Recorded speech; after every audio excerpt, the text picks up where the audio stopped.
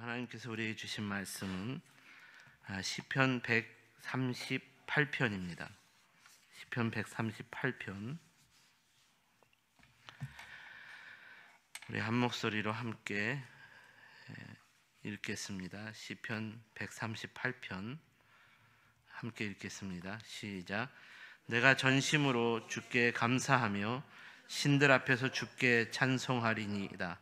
내가 주의 성전을 향하여 예배하며 주의 인자하심과 성실하심으로 말미암아 주의 이름에 감사하오리니 이는 주께서 주의 말씀을 주의 모든 이름보다 높게 하셨습니다. 내가 간구하는 날에 주께서 응답하시고 내 영혼에 힘을 주어 나를 강하게 하셨나이다. 여호와여, 세상의 모든 왕들이 주께 감사할 것은 그들이 주의 입의 말씀을 들음이오며 그들이 여호와의 도를 노래할 것은 여호와의 영광이 크심이심이니라. 여호와께서는 높이 계셔도 낮은 자를 굽어 살피시며 멀리서도 교만한 자를 아심이니이다. 내가 환난 중에 다닐지라도 주께서 나를 살아나게 하시고 주의 손을 펴사 내 원수들의 분노를 막으시며 주의 오른손이 나를 구원하시리이다. 여호와여, 나를 위하여 보상해 주시리이다. 여호와여, 주의 인자하심이 영원하오니 주의 손으로 지으신 것을 버리지 마옵소서. 아멘. 오늘은 채워진 다윗의 삶, 앞에 가득이라는 또 단어를 더 첨가하고 싶어집니다. 가득 채워진 다윗의 삶. 저와 여러분의 삶이 다윗처럼 가득 채워지는 삶이 되기를 축복합니다. 수많은 대중들의 인기와 찬사를 받는 스타 연예인이 종종 우울증으로 자살을 하거나 공황장애로 인하여 고통받는 삶을 토로하는 경우가 있습니다. 우리가 생각하기에는 아무것도 부족함이 없을 것 같은 성공적인 인생을 누리는 삶이라는 생각이 드는데, 실상은 그들의 삶에서도 너무나 연약하고 부족한 것이 있어 힘들어하고 괴로워하는, 고통받는 하루하루의 삶을 살아가고 있다는 말입니다. 그런데 이렇게 고통스러운 삶의 문제들은 연예인들뿐만 아니라 우리 모두의 삶에서도 누구나 경험할 수 있는 문제라는 것입니다. 왜냐하면 우리 인간은 완벽할 수 없기 때문입니다. 우리 인간은 완전하지 않기 때문입니다. 그래서 항상 연약하고 부족함을 느낍니다. 그래서 항상 나는 불행하다라고 생각하고 소외감을 느낍니다. 그런데 저는 이런 우리의 인생에서 중요한 것은 어떤 방향으로 나아가느냐 하는 것이라는 생각이 듭니다. 자신이 연약하고 부족하다고 생각하는 것으로 인해 어떤 방향으로 나아가느냐가 중요하다는 말입니다.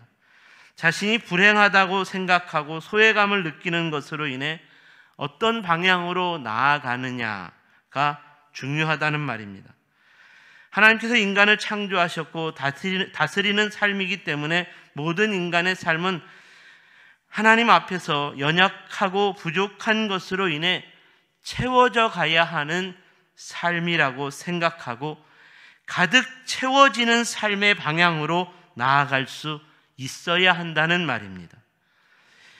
인간이 자신의 연약함과 부족함을 깨닫고 우울하고 소외감을 느끼는 것은 지극히 정상적인 감정인 것입니다. 나는 왜 이렇게 우울할까? 나는 왜 이렇게 혼자일까? 내 인생은 왜 이 모양일까?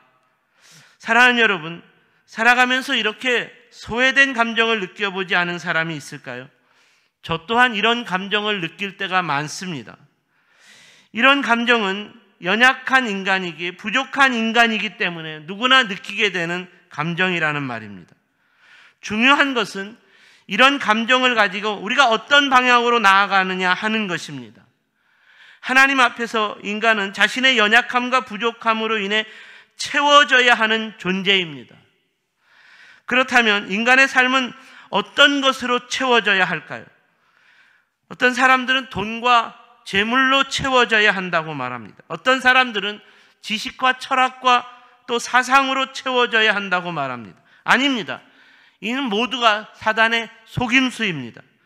오직 인간은 하나님으로부터 채워지는 삶을 경험해야 합니다. 하나님으로부터 채워지는 삶을 살아야 승리할 수 있습니다. 오늘 본문의 시편 기자는 다윗입니다.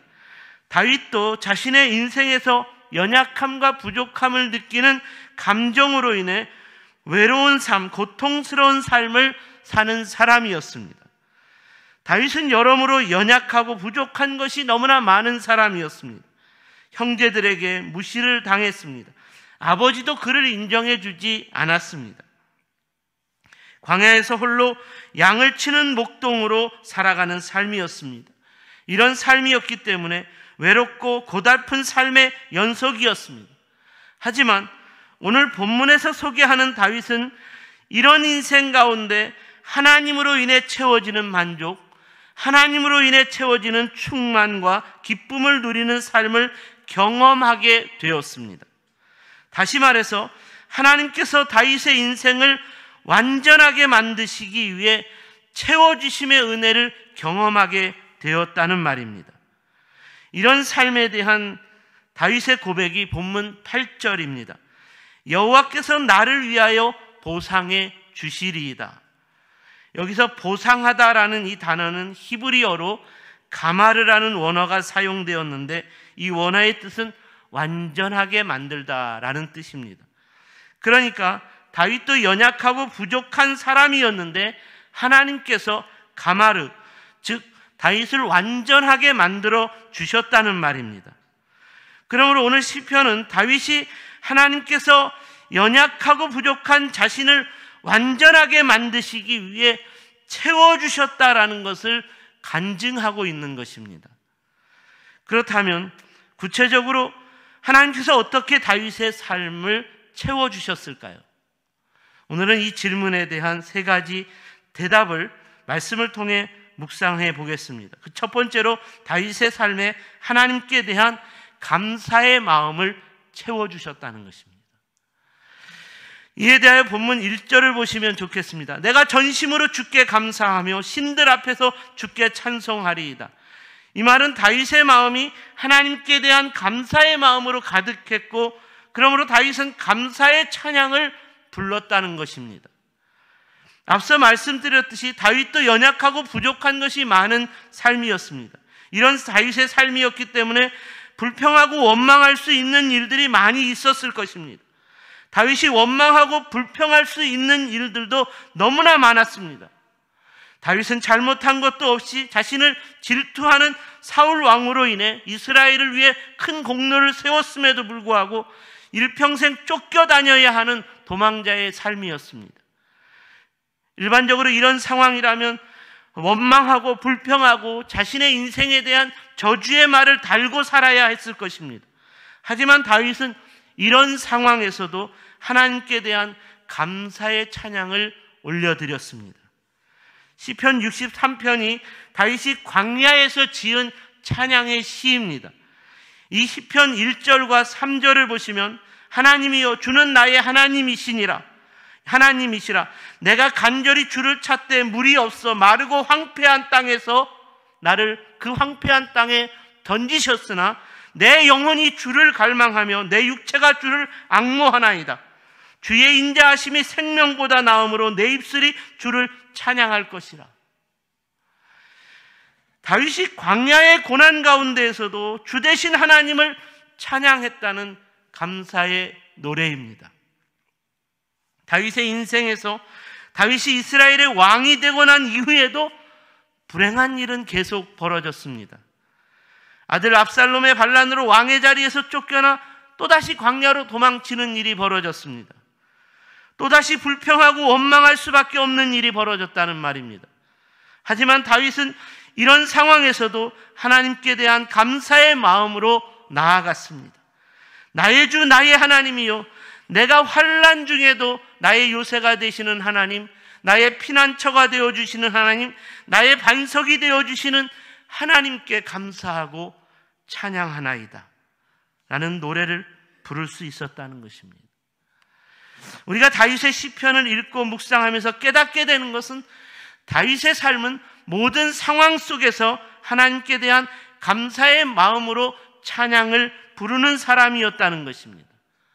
사랑하는 여러분, 우리가 이렇게 다윗처럼 항상 하나님 앞에서 감사할 때 부족하고 연약한 우리의 삶 가운데 채워주시는 하나님의 은혜를 경험하게 되는 줄 믿으시기 바랍니다. 부족하다고 원망하면, 연약하다고 불평하면 하나님께서 채워주시는 은혜를 누릴 수 없습니다. 하나님께서 일하시고 도와주시는 구원을 얻을 수 없습니다. 바라기는 다윗처럼 어떤 상황에서도 하나님께 대한 감사의 마음을 찾고 감사의 찬양을 올려드림으로써 가득 채워지는 은혜의 삶이 될 수 있기를 축복합니다. 두 번째로 다윗의 삶은 하나님께 대한 예배의 마음을 채워주셨다는 것입니다. 다윗의 삶에 하나님께 대한 예배자의 마음을 채워주셨다. 이에 대한 교훈은 본문 2절입니다. 내가 주의 성전을 향하여 예배하며 주의 인자하심과 성실하심으로 말미암아 주의 이름에 감사하오리니 이는 주께서 주의 말씀을 주의 모든 이름보다 높게 하셨습니다. 이 말씀에서 다윗은 항상 주의 성전을 향하여 예배하는 삶이었다라고 말하고 있습니다. 다윗은 항상 하나님의 언약궤가 있는 지성소를 향하여 예배드리기를 좋아하는 사람이었습니다. 이런 예배자로서의 삶은 어떤 상황에서든지 변함이 없었습니다. 우리가 다윗의 시편을 읽으면서 다윗의 삶이 얼마나 하나님께 대한 예배를 드리는 것을 사모하며 좋아했는지를 곳곳에서 확인할 수 있습니다. 다윗은 고난받는 광야에 머물 때도 항상 지성소를 향하여 예배를 드렸습니다.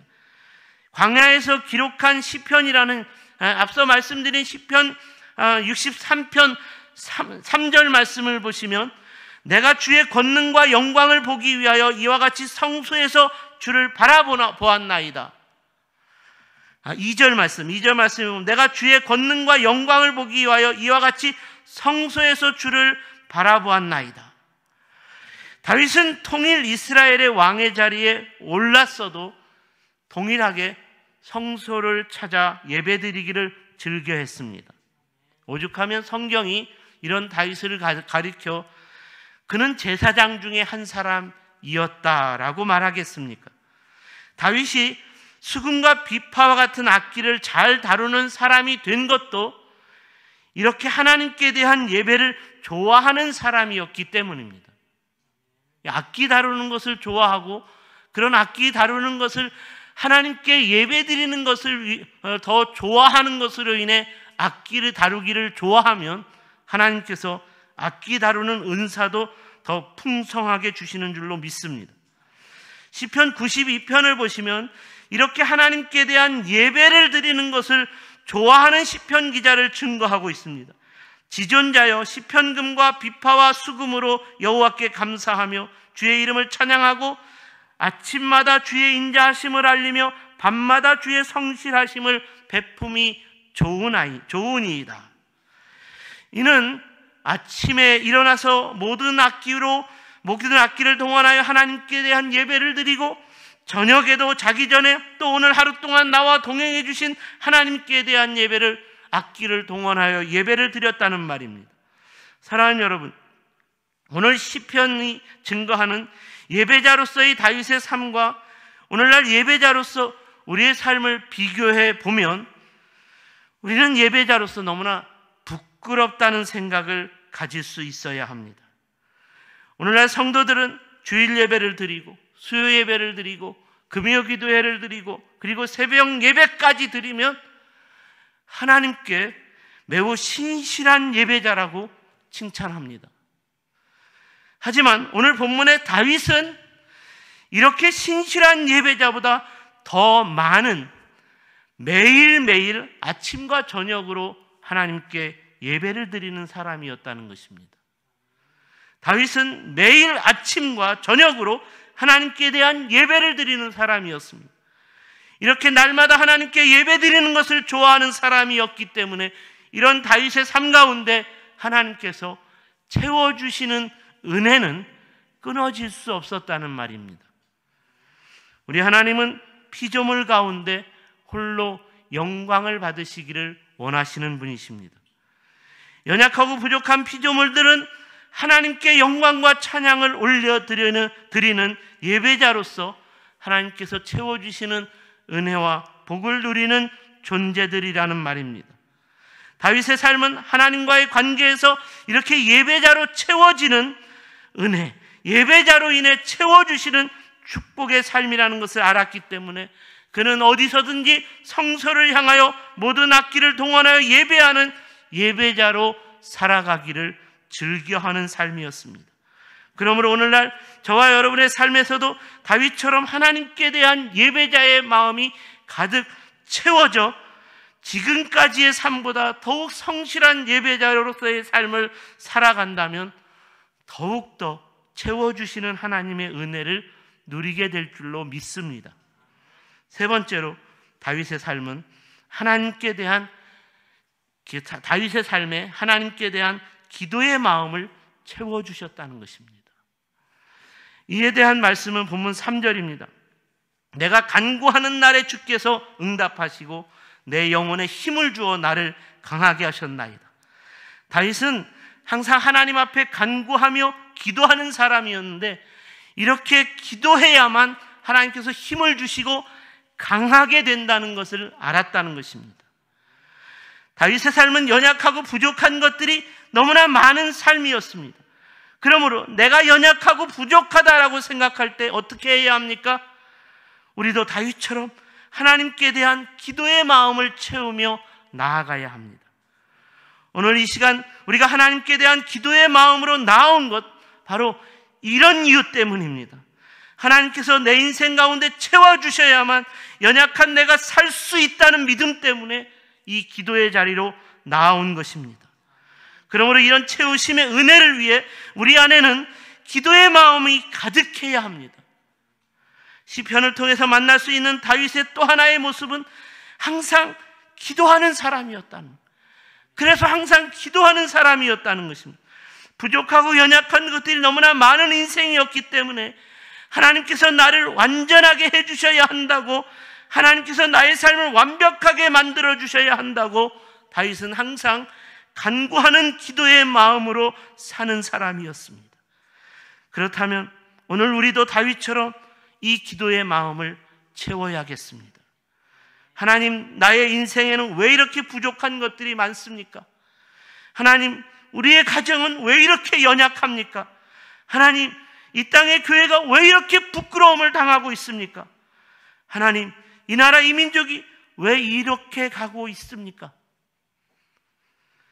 우리가 이런 연약함 앞에 하나님 앞에서 하나님께로 나아가 우리의 기도의 마음을 가지고 채워주심의 은혜를 구해야 하겠습니다.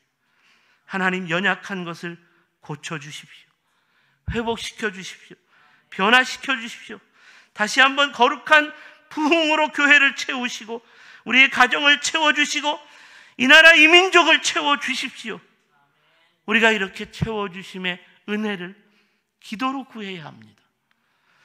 오늘 이 시간 우리의 마음을 하나님께 감사의 마음으로 채우지 못한 죄를 회개했으면 좋겠습니다.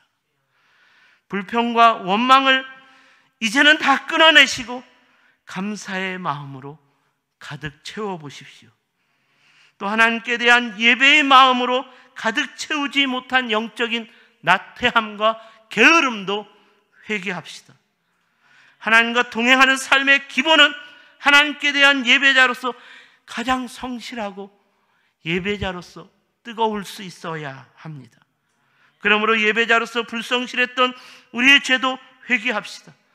또 하나님께 대한 기도의 마음으로 가득 채웁시다. 그래서 우리의 연약함과 부족함에 대한 하나님의 은혜, 하나님의 도우심을 다시 한번 구합시다. 사랑하는 여러분, 이 시간 함께 우리가 기도하기를 원합니다. 하나님이시여, 우리의 가정을 불쌍히 여겨주십시오. 하나님이시여, 이 땅의 교회들이 너무나 연약해졌습니다. 다시 한번 이 땅의 교회를 회복시켜 주십시오. 이 땅의 교회 가운데 하나님의 백성들을 채워주십시오. 이 땅의 교회들 가운데 거룩한 부흥을 다시 일으켜 주십시오. 하나님이여, 이 나라 이 민족이 이상해졌습니다. 하나님의 법을 대적하고 하나님의 뜻을 거역합니다. 하나님, 이 나라 이 민족의 지도자들이 되겠다고 하는 사람들이 하나같이 하나님 아버지 너무나 부끄러운 모습들이 많습니다. 하나님, 이 나라 이 민족 가운데 하나님의 법을 두려워할 줄 아는 자, 하나님을 진정으로 경외하는 자, 하나님의 하나님 되심을 인정하는 모세와 같은 지도자, 다니엘과 같은 지도자들이 세워지게 하여 주시옵소서. 우리가 이렇게 기도해야 할 줄로 믿습니다. 사랑하는 여러분, 우리가 다시 한번 우리 주님 앞에 채워주심의 은혜를 우리의 기도의 부르짖음으로 하나님 앞에 올려드려야겠습니다. 우리의 기도가 쌓일 때, 우리의 기도가 채워질 때 우리 하나님께서 반드시 채워주시는 은혜를 부어주실 줄로 믿습니다. 회복시켜주시는 은혜를 주실 줄로 믿습니다. 치유시켜주시고 변화시켜주시는 은혜가 임할 줄로 믿습니다. 이 시간 주여 힘차게 세 번 부르시는 성성으로 기도합니다. 주여!